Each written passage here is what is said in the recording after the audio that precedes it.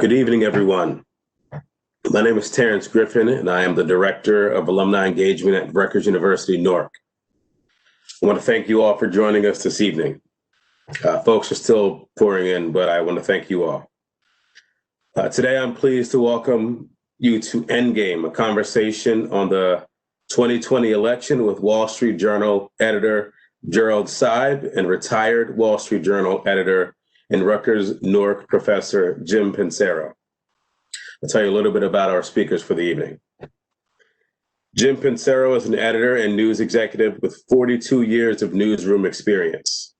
He retired as deputy managing editor of the Wall Street Journal in November 2015 after 31 years of service there in a variety of editing and management roles, including night news editor, copy chief, associate publisher, and vice president of news operations.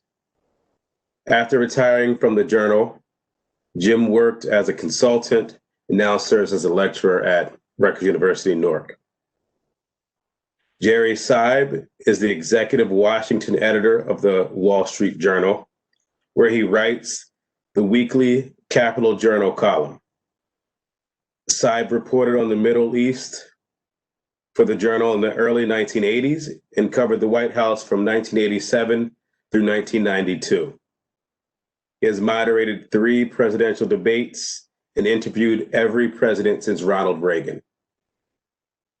He has won the Merriman Smith Award for coverage of the presidency, the Aldo Beckman Award for coverage of the White House, and the Gerald R. Ford Foundation Reporting Prize. He was part of the team of Journal reporters and editors who won the Pulitzer Prize in the breaking news category for their coverage of 9/11. A few rules for this evening. If you have any questions for our presenters, please submit them in the Q&A box in the bottom right-hand corner of your screen. At the end of their presentation, at the end of their talk, we'll do the best to accommodate as many questions as possible. For your convenience, this presentation is being recorded and will be uploaded to the Rutgers Alumni YouTube channel.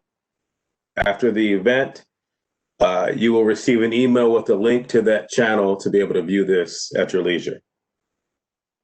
It is now my pleasure to turn it over to Jim and Jerry. Okay. Good evening. This is Jim Pensiero here. I have the great honor of getting to interview Jerry Seib. I've worked with Jerry for 31 years. It's funny, the first day that I worked at the Wall Street Journal was in August of 1984, and I met his wife, Barbara. It was her first day. We sat in a little HR office in Cortlandt Street in downtown Manhattan, filling out our paperwork and our W-4s. Jerry is, I think, the best political reporter I've ever seen, and he is a dogged reporter. When he analyzes a situation, it's based on fact, and he's a lovely man to boot. So I'm going to kind of cut through and just start asking some questions, if that's okay, Jerry. Absolutely, thank you.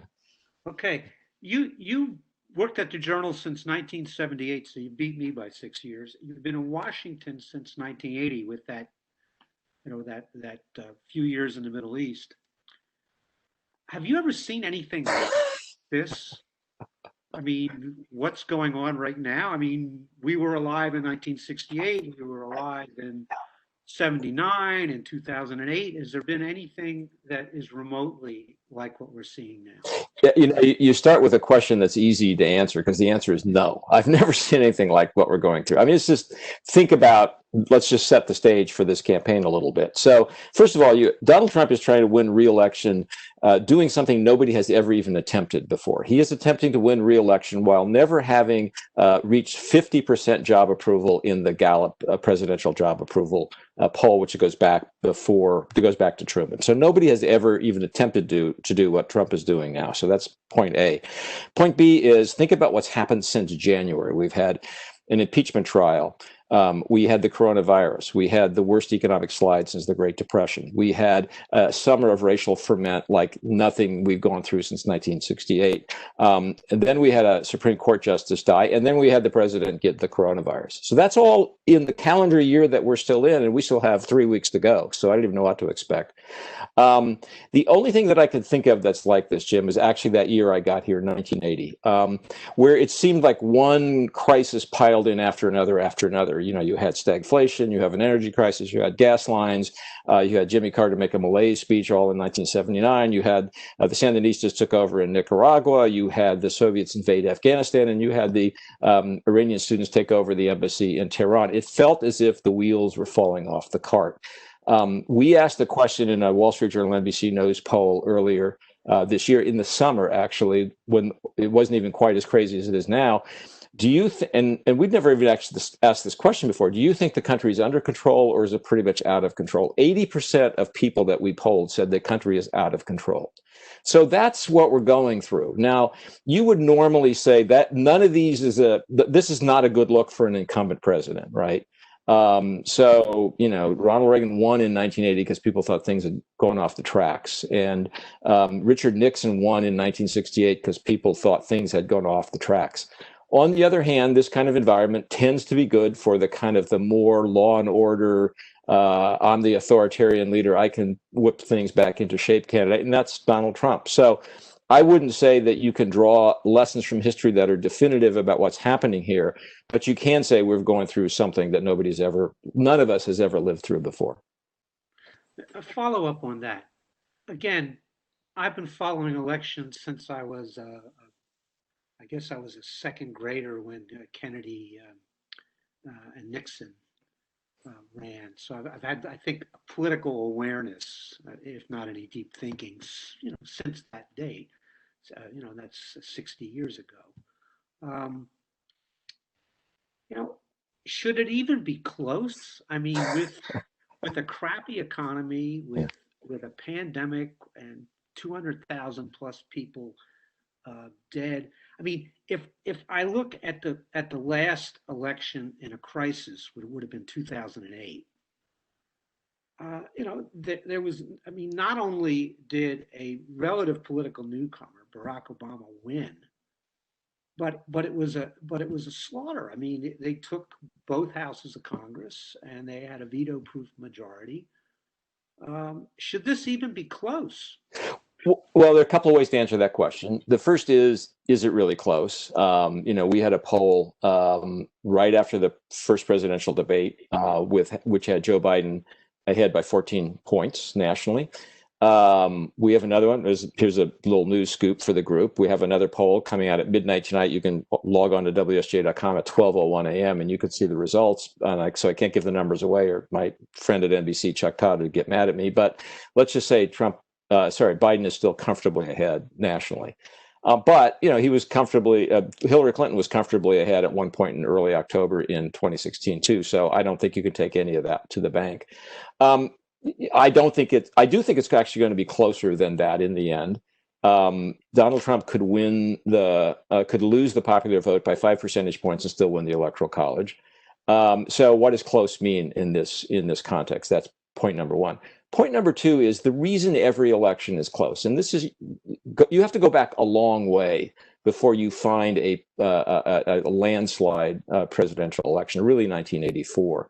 Why is that? Well, the country is very, very polarized. People are locked in, and it's locked in an even and very bitter partisan divide. You know, if the top lines were blank, if there were no names attached on the Democratic Party and the Republican Party, you'd have about a 50-50 split. You know, 90% of Republicans still support Donald Trump. They would support you or me, or the guy down on the corner if he were running as the Republican. That's where the country is. So part of the reason it is close is not to do with objective conditions. It has to do with the polarized and evenly divided nature of the country.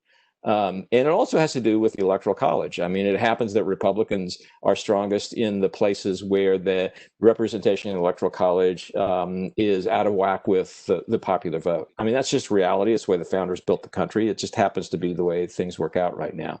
So there are structural reasons that this is close, aside from the fact that there are a lot of people. And this is what people, on where I live in Washington, where we live on the coast, have a hard time understanding this. There are a lot of people who like what President Trump does, even while they hate the way he does it.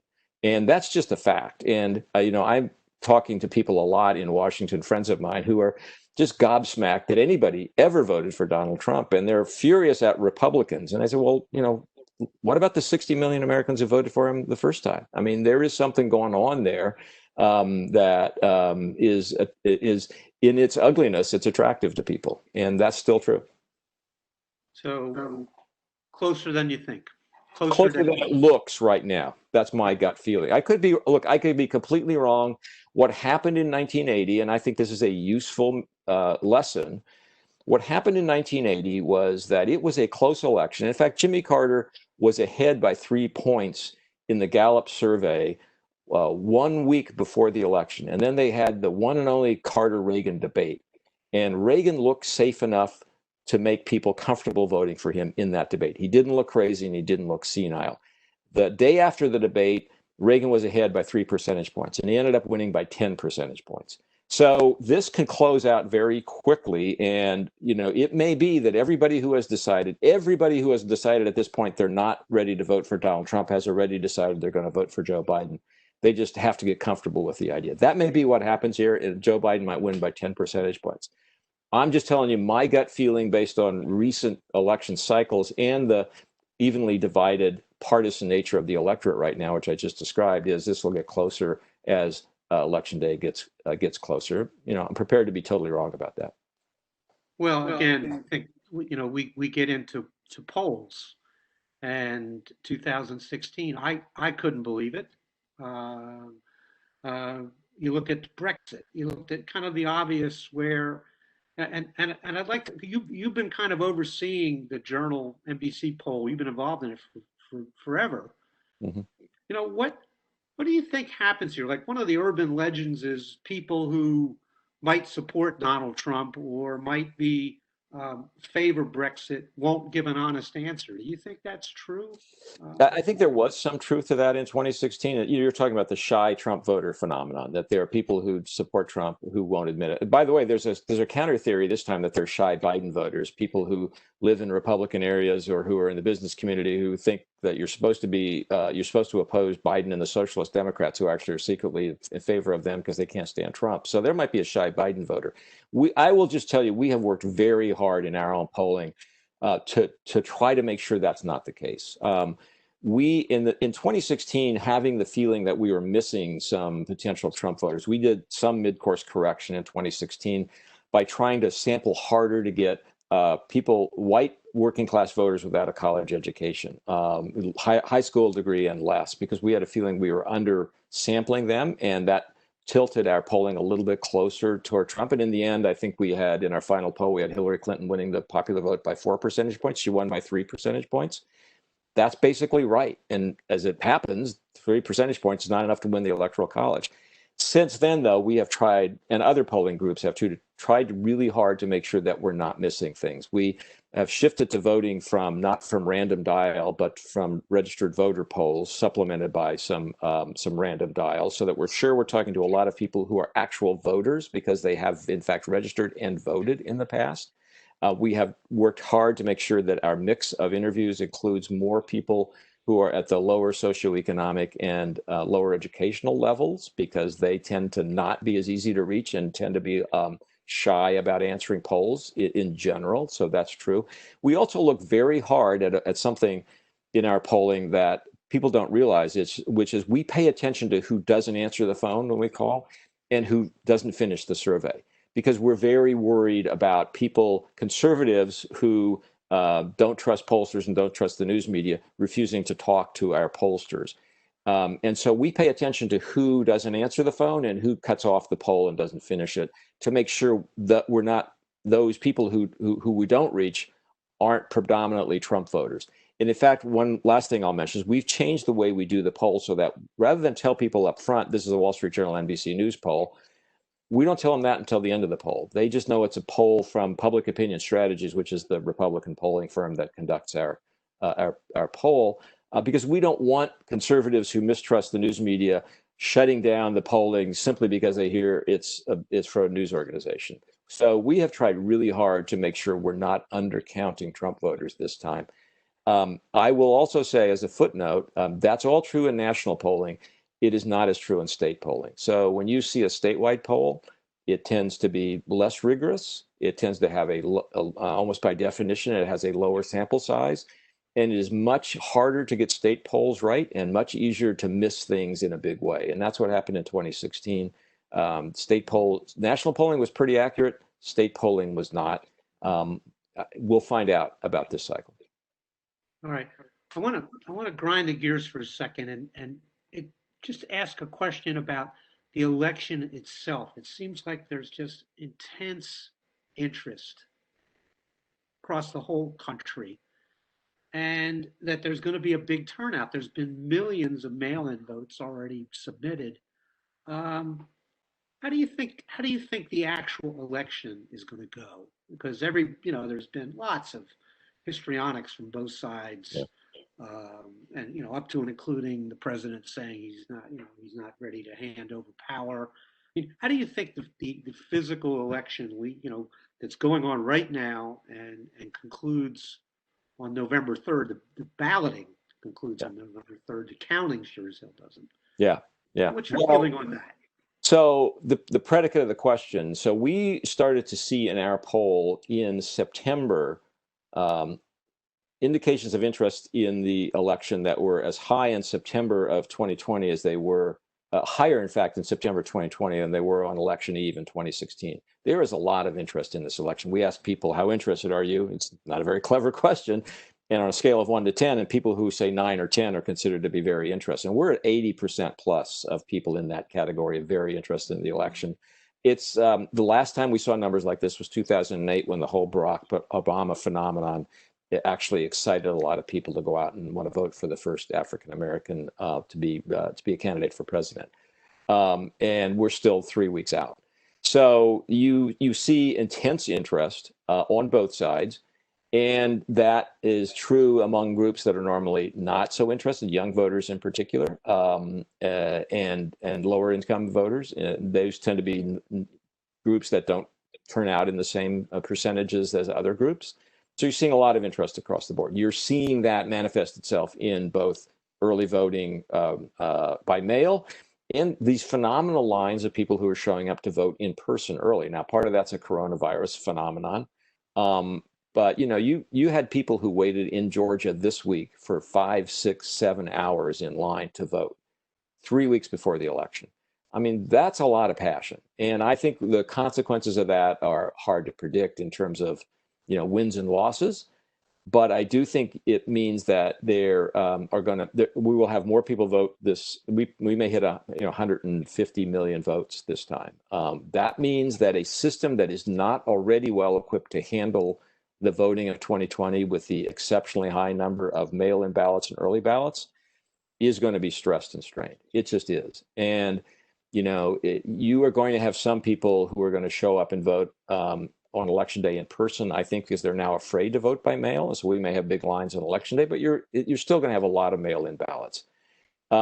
What that means will vary wildly from state to state. There are some states, and I'm going to surprise some people probably by saying that 2 states that are going to handle this well are Ohio and Florida. Ohio won't surprise anybody, but Florida will. But why?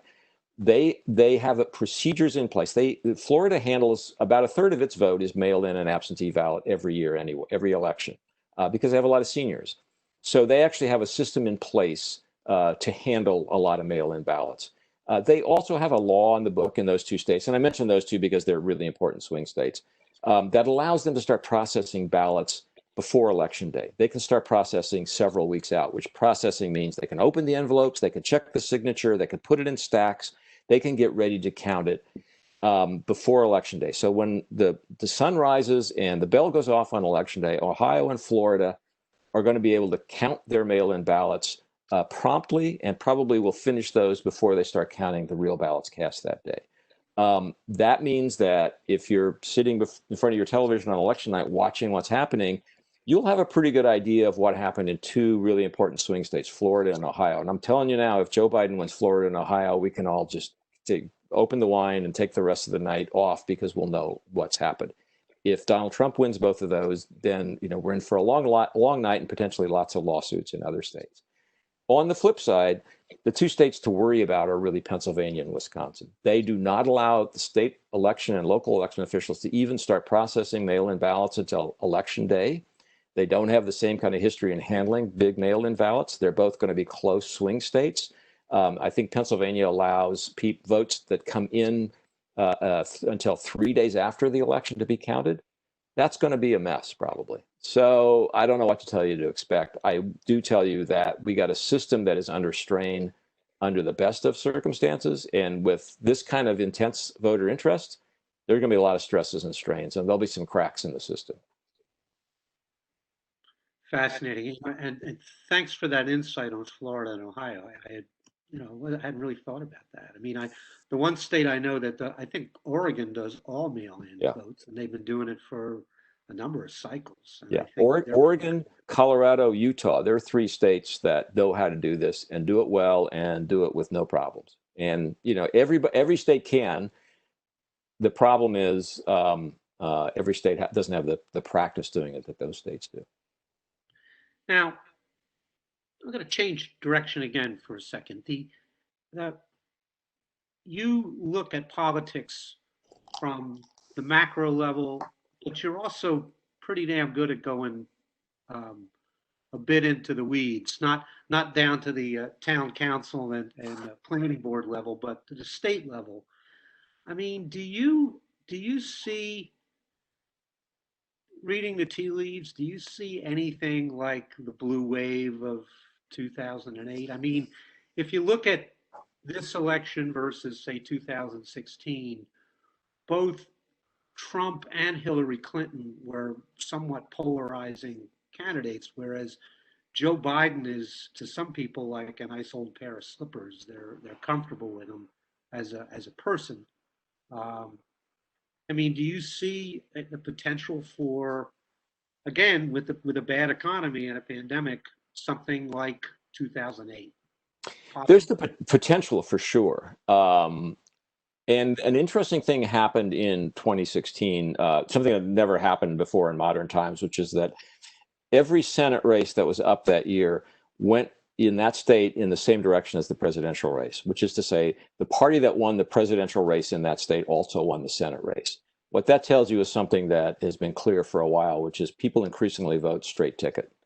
They vote Republican or Democrat at the top, and they vote the same way for the Senate and House seats down the ballot. That didn't quite happen the same in 2018, but that's been the pattern. So the question really is, is this a year in which that pattern breaks? Because if you have, and it happens, by the way, that you have a number of swing states, Iowa, Colorado, Arizona, where there's a very competitive presidential race, and there also happen to be very competitive Senate races. So you might have a wave that takes shape if Joe Biden wins all those states, even if he wins them narrowly. He may very well pull all those Senate seats into the Democratic column, and then you have basically the makings of a blue wave. It wouldn't take much. However, having said that, and in this poll that we have just finished, we tried to explore the possibility that people are prepared to split their tickets, to vote for Joe Biden here and Republican Senate candidates there. And we certainly we're seeing some evidence that people are thinking in those terms. They don't like Trump. They don't really want to vote for Trump, but they're scared about Democrats running everything, frankly. And so I think you might have people who do actual strategic voting, vote for Joe Biden here and vote for Republican Senate there, because they want power to be divided in Washington. The idea that Joe Biden doesn't scare them, but Bernie Sanders and Elizabeth Warren just might. And the idea of turning the whole thing over to the Democrats so that Biden and Sanders can really run the party instead of Joe Biden, which is what the Republicans want you to think. that may have some resonance. I would just add as a footnote to that, that one of the things that holds here, and this is going to be true in our new poll as well, is that President Trump continues to get noticeably higher marks than Joe Biden for ability to handle the economy. So he's still got an ace in the hole here, and that is not eroded in any way by the economic troubles we're going through now. It is pretty clear after several months of polling on this question, and people don't blame President Trump for the current economic disaster that some people are feeling. It's not considered to be his fault, and there is some resonance to his argument that he's the guy who can fix it. I didn't cause the problem, but I'm the guy who can fix the problem. That's one of the reasons I'm still a little hesitant to say we know which way this is going. Well, in the politics or local department, my family left New Jersey in mid-March and came up to the state of Maine, where we have a little house, and we've been up here ever since. What's your take on the Susan Collins Sarah Gideon race? Because it's certainly on fire up here. I would not want to be in Susan Collins' position, to be honest with you. Maine better than I do, but I think Maine is one of those states where the Supreme Court vacancy did not work to her advantage. I mean, that is a state where the idea that there's a Supreme Court vacancy, it's being jammed through in the final weeks, and Susan Collins will be seen as part of that. It has a lot more potential to excite people, anti-Susan Collins people on the left than it does to activate pro-Susan Collins people on the right. I think she's between a rock and a hard place, and I think that circumstances have not worked to her benefit. So I think that Republicans look at the map and try to figure out who's the most vulnerable in their lot, and I think Susan Collins is at the top of that list. Okay, thank you. You agree with that, by the way?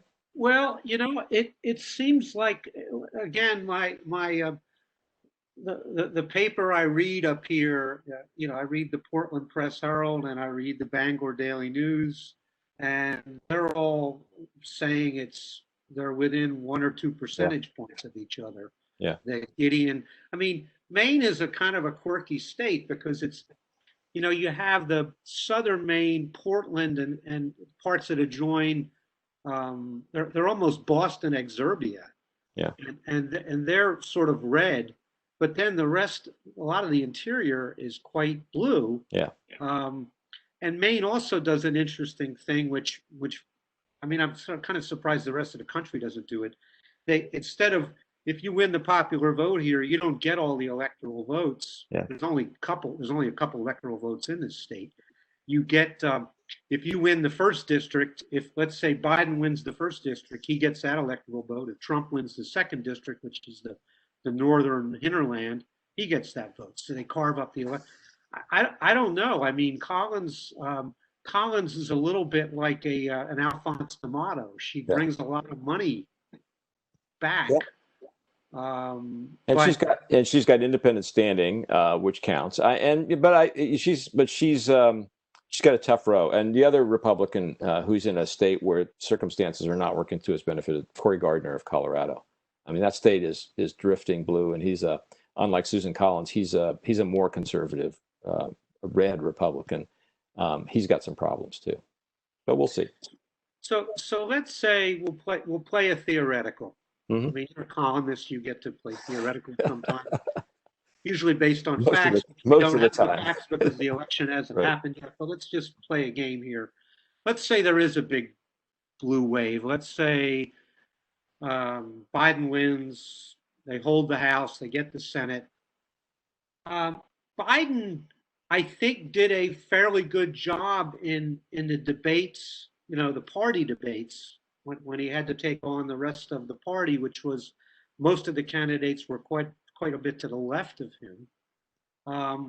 And he's managed to kind of seemingly drag it to the center. I mean, he's hedged his bets a little bit on packing the court. He sort of says it's not such a great idea. I mean, do you think if there is a sort of veto-proof Congress, that the left of his party drags him off of the center, or does he try to hold it?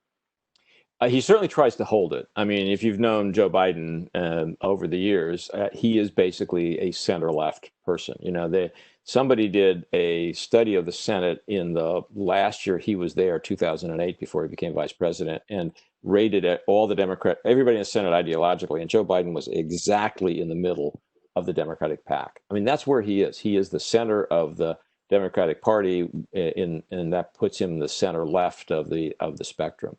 He has tried very hard to plant a flag in the center and to keep it there, because that's really what he is. The question is, can he keep it there? And the pressure, and by the way, the fighting within the Democratic Party that would break out the morning after a Joe Biden victory is going to be intense. I mean, because Bernie Sanders thinks he, as much as Joe Biden, is winning this election. He is convinced of that. Elizabeth Warren is convinced of that. They think the energy in their party is on the left, that the demographic and age mix in the party has moved in their direction, and that Joe Biden's just going to have to go along. I don't think that's what Joe Biden thinks. So he's trying to navigate between the rock and the hard place here. And I think it's going to be very difficult. I will say that one of the things that's underappreciated in the Democratic Party is the extent to which there is a quiet but firm block of more moderate to conservative Democrats in both the House and the Senate. You know, a lot of these Democrats who won in the big wave of 2018, just 2 years ago, people like Abby Spanberger down in Virginia, these are moderate Democrats, and they're the reason the Democrats have a comfortable majority in the House right now. And they're not going to let everybody just forget about them. And by the same token, you have a lot of people in the Senate. I think about people like Chris Coons from Delaware, who are liberal, but not really Bernie Sanders liberals by any stretch of the imagination. And, Chuck Schumer, he's worried about AOC outflanking him on the left in New York. But basically, Chuck Schumer is a centrist and always has been. And so one of the things that's interesting to watch is the extent to which Wall Street and the investment community has invested in Joe Biden. Because they think that he's not Elizabeth Warren, he's not Bernie Sanders, and if the Democrats are going to win, they want Joe Biden to be the guy who's there holding the dam, have it with a finger in the dike. I had an interesting conversation with a prominent national Democrat who I probably shouldn't name this week, and I said, what would be happening right now if the party had nominated Elizabeth Warren or Bernie Sanders instead of Joe Biden? And he said, we would be getting killed. So there are a lot of Democrats who know that there's peril down that path, and they're going to try to hold the line and keep that Biden flag planted in the center. The pressure to move off that will be great, though. Fascinating. But now let's talk about the Republicans. If this is 64 or this is 2008, and Trumpism is rejected. Let's say it's firmly repudiated, and he takes down the Senate with him. I don't know how many gubernatorial races are up at this election. I mean, the Republicans had a lot more state houses. I don't know. I haven't paid that much attention to that. But let's say it's 2008. It's 64 all over again. What happens to the Republicans? Do they, do the Marco Rubios come back? Is everybody just says, oh, this was a bad trip? We made a mistake. We're actually not crazy people. Blah blah. In your book, and if people haven't read this book, it's brilliant. If Jerry wrote this book this year, and it kind of talks about how we got to where we are. What do you think happens to them? Well, I do talk in the end of the book about that question. Where do you go from here? And it sort of depends on where here is, right? I mean, there are various scenarios. There's the scenario in which Donald Trump wins re-election, and there's 4 more years, after which I think Trumpism, and which is to say, in my view, nationalism and populism becomes, that is the Republican Party. There's also the scenario in which he loses narrowly now. And then there's a scenario in which he gets blown out. So every one of those has a slightly different meaning for the future of the Republican Party. But in general, and what I try to say in the book is that whenever we're in the post-Trump era in the Republican Party, and whether that's November 4th this year or in 2024, I think there are three potential paths for the party to go down. And there's going to be a big fight over which of these paths is it. So there's the Trumpism is now the dominant message of the party. We are now the populist nationalist party. We're a working class, blue collar party, not a country club party anymore. And Trumpism rules the day. And you're going to have some people, Mike Pompeo, for example, comes to mind, Donald Trump Jr. There are going to be people who carry that flag. And then there are going to be people who say, Donald Trump, he was an aberration and he practically destroyed the Republican Party. We need to snap back to kind of Reagan-style conservatism. And you're going to have people like Ted Cruz, I think, fits into that category. I think Nikki Haley is kind of in that camp, more or less. And then you have some people in the middle who are doing something very interesting, which is trying to find out if there's a middle ground between those two, whether you can take and I don't think you can put Trumpism back in a bottle entirely. And these people are trying to figure out if you can take some of that Trump nationalism, populism, and meld it with kind of traditional conservatism and come up with a new way, a middle ground. And that's Marco Rubio and Josh Hawley and a bunch of really smart young conservative intellectuals. So they say, for example, we got into trouble and we opened the door for Donald Trump because our economic policies, our economic message to people was not really conservative, it was libertarian. It was hands off, free markets, we can't help you, sorry, because the free market is in charge, not us. And their view is that is not a conservative message, that's a libertarian message. And in pursuing that, we basically have worked against the interests of the new people who are the foot soldiers of the Republican Party, the working class whites in many cases, but also working class Hispanics and blacks who've drifted into the party for cultural reasons. They don't like Democrats on abortion. They don't like Democrats on gay rights. They don't like transgender politics. They don't like immigration. They're now the foot soldiers of the party, and our conservative economic prescriptions don't work for them. So we need to adjust. So, for example, we should be willing to have an industrial policy. Industrial policy is a term that was anathema to conservatives for most of my lifetime and yours. But they're saying, let's have it, because we should use government power to help preserve manufacturing industries. Why? Because that helps preserve communities and that helps preserve families. And as conservatives, we want communities and families to be strong. And if that means using the federal government's power to pick winners or losers in the economic marketplace, we should be willing to do that. And I don't care what the Reagan conservatives say.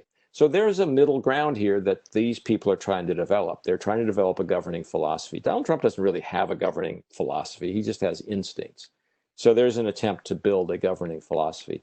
Whether that can work or not, I don't know. I will say Marco Rubio tried to inject some of this into the conversation in 2016, and he just got completely drowned out by Donald Trump and his megaphone.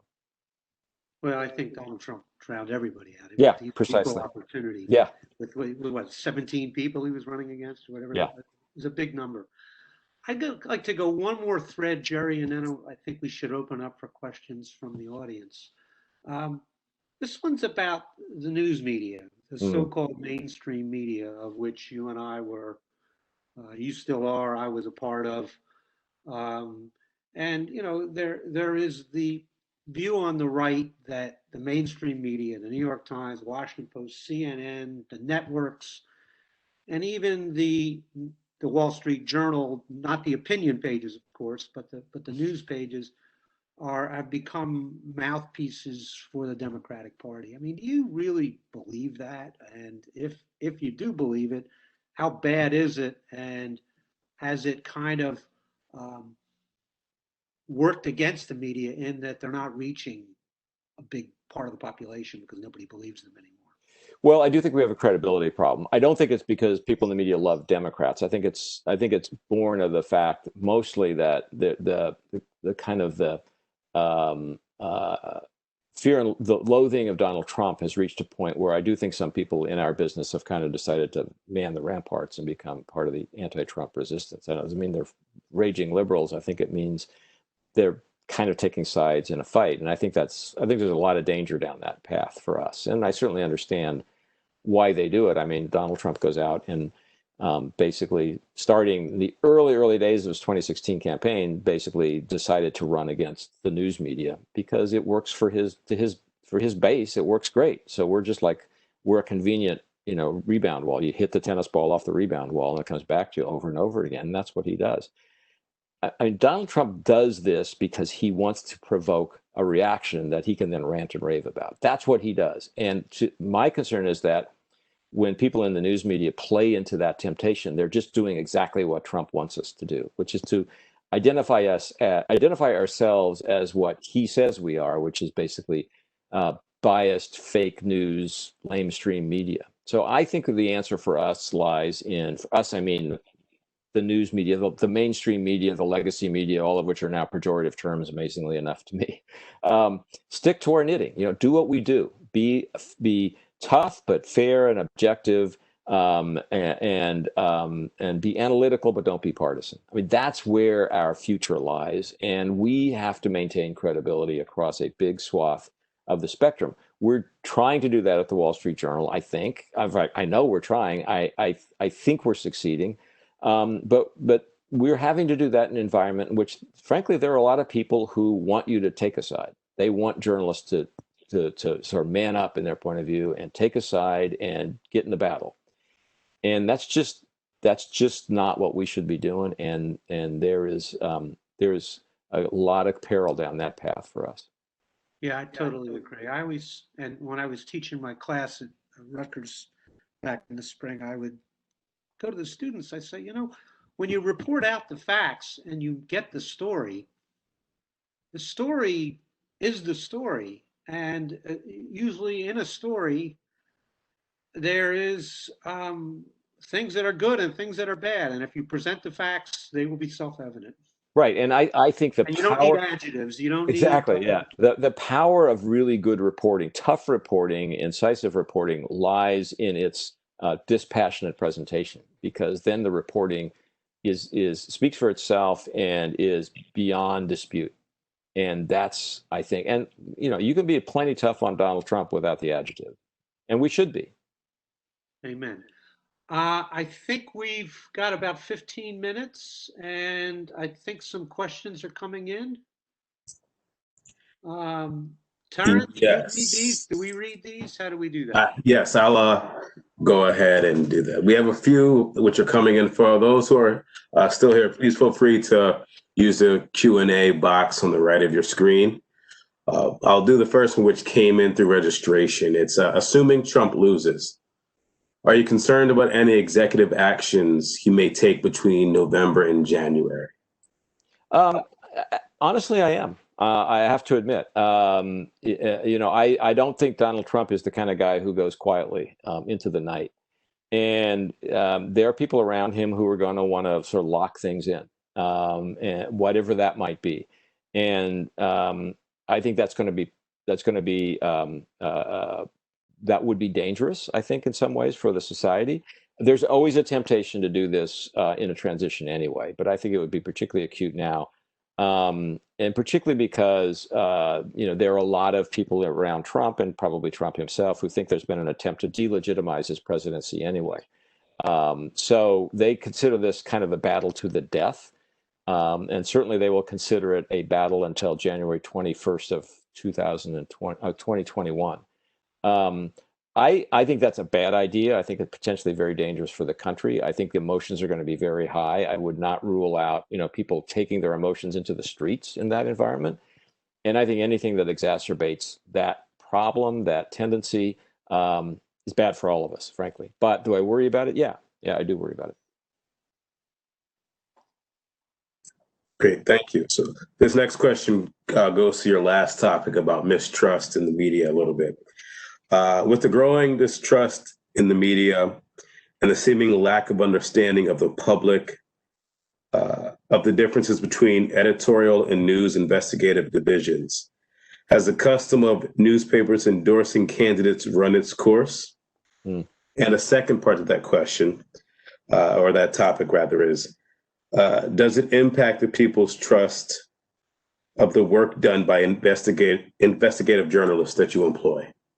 This is a really good question. And I've kind of come around on this. I used to not have a problem with newspapers endorsing candidates because, you know, I can see, and I thought readers could see a separation between the editorial page, which takes opinions and positions, and the news side, which does not. I worry now that that line is blurred. We've blurred it in my profession. It's blurred in the mind of voters. The internet has had the effect of blurring it because everything on the internet looks the same, whether it's opinion or news or fact or fiction. So I now worry a little bit. And the Journal, by the way, does not endorse presidential candidates. People think we do because our editorial page is so clearly conservative and so clearly Republican. But honestly, we don't endorse. And I worry a little bit that endorsements just exacerbate a problem with credibility and the perception of objectivity in the news media now. I mean, we got enough of that anyway. Look, I work for the Wall Street Journal, and it's interesting because if you work for the Wall Street Journal, a lot of people who don't understand that there's a very, very big, thick wall, which Jim can attest to, between the editorial page and what we do on the news side. People who don't understand that have, over the years, had two interesting reactions.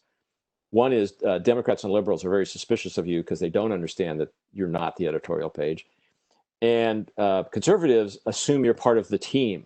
And then Democrats are pleasantly surprised when you write something that doesn't sound like it's coming from the editorial page. And conservatives are outraged and disappointed because like you've basically betrayed us by not towing the party line. I think that's a good position to be in if you're in the news side of the Wall Street Journal.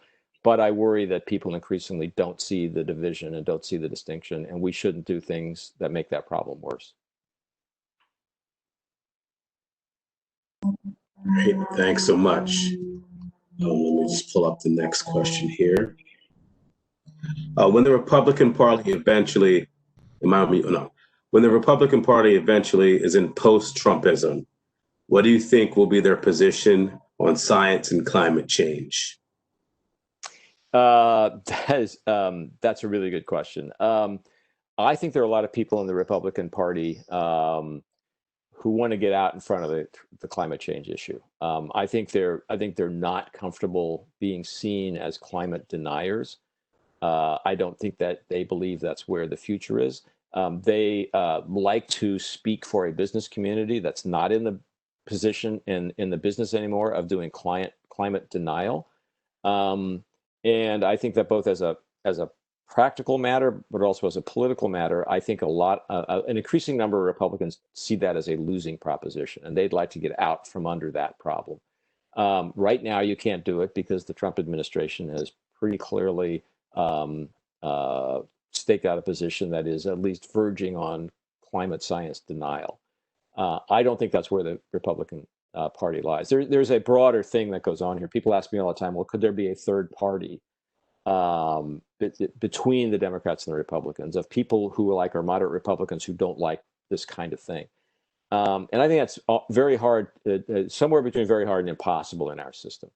But I do think what parties do in our system and have for the last 200 years is they evolve. They slowly evolve because they don't have a death wish. And when they realize they need to get out in front of issues, they do it. They find ways to evolve. And I think that's what's going to happen to the Republican Party on climate and on science in general. They got to get out from under the Trump legacy to do that. But I think that's where they're headed. And it helps them, by the way, just as a footnote, that the business community is kind of already there. That's a path that they can travel because their business constituents have already decided to travel that path by and large. And also the military is already there. That's for sure. Yeah, it's an interesting point. The military worries a lot about climate change because, they've got look at the number. Somebody showed me a map once of all the U.S. military bases that are in coastal areas that could go underwater. They got a real estate issue, among other things. And think about all of the potential migrations of people that are starving because their lands no longer support them. Yeah. And when I saw the military considers climate change to be one of its biggest issues, I said, wow, okay, this is different. And I've heard that from people in the military for 5 to 10 years now. Those are smart people. They know they can look around the corner. We have time for one, potentially two questions. So I'll do this one first. With the anticipated slow counts of mail-in ballots in many of the swing states, what procedures is the Journal and other media organizations undertaking in regards to calling the race? Yeah, that's a good question. So I think what we are gonna try to do is just be cautious and be careful. I have advocated, and we're trying to figure out how you can do this, because it's most of what you do in the news business is you tell people what you know. I've been arguing that we need to be in a position of telling people what we don't know on election night, because that's going to be as important as what we do know. I think that what one of the things we're talking about trying to do, and this is hard because this process varies so much from state to state, is try to make sure that we can put the votes that have been counted in perspective for readers by putting them alongside the mail-in ballots that we know haven't yet been counted.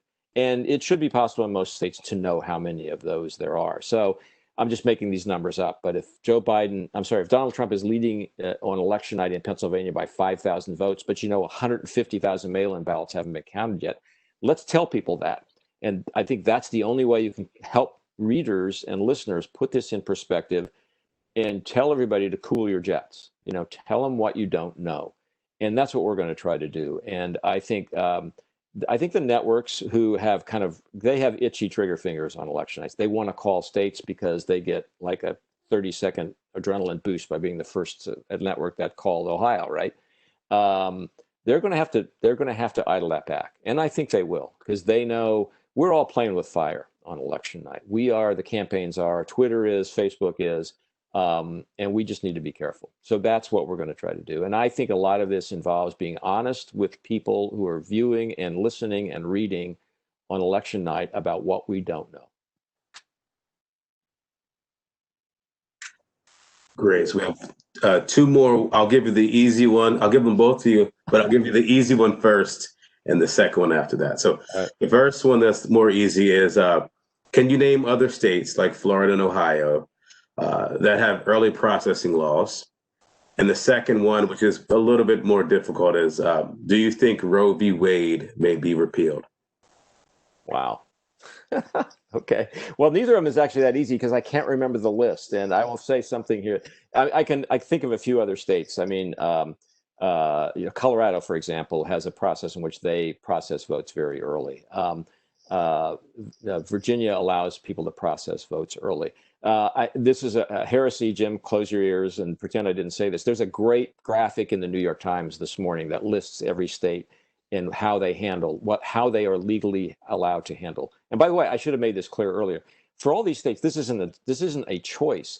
This is a practice that is determined by the election law of that state. So whether they can or can't process votes early and how much they can do to process them early is a question of the state's law. And Michigan is a good example of a state that has a very antiquated law that doesn't allow them to do anything with an absentee or mail-in ballot until election day. They've tried to change that. It's been beaten back. It's still in dispute. So there's some uncertainty about this. But we will have on our website, because we've worked it up. I just don't have the full list in my head right now. But just trust me that there's a wide variation from state to state. But there are some states in Colorado and Ohio and Florida are examples of states that are out there doing this in a progressive way. And progressive, I don't mean politically progressive. I mean they're ahead of the curve here. So. Roe v. Wade. Well, look. First of all, I don't know. I have a couple of theories about Roe v. Wade. My first theory is that the people who are on the Supreme Court, starting with Chief Justice Roberts, do not want to overturn Roe v. Wade. They just don't want to be seen as the people who've decided such an incendiary issue in this country. They would rather have the political system deal with it. So I think they have, if you look back at the history of the Supreme Court, and this is under various iterations over the last 20 years, they have looked for ways to minimize what they say about abortion, not to maximize their decision making. And I suspect that will continue.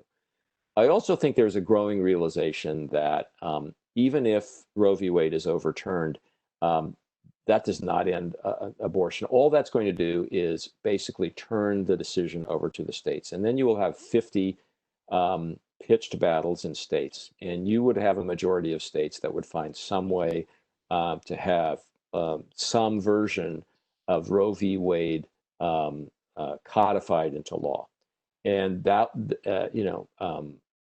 that would be potentially an ugly state by state process.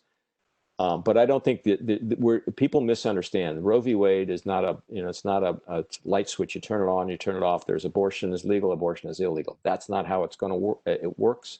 I don't think the Supreme Court would want to render a decision that pretended to do that. And I don't think there are a lot of states that wouldn't let it work that way anyway. So it's a messy situation, but it's the politics of this are make it look as if it's clear. I think the legal realities are it is murky, and it's going to stay murky regardless of what the Supreme Court does. Great. Those are all of our questions. So I just want to thank everyone who joined us this evening. Thank you very much on behalf of the RUAA. Jim and Jerry, thanks so much for your conversation. We do really appreciate it. And have a great evening, everyone. Great. Thank you all. Take care. Bye-bye.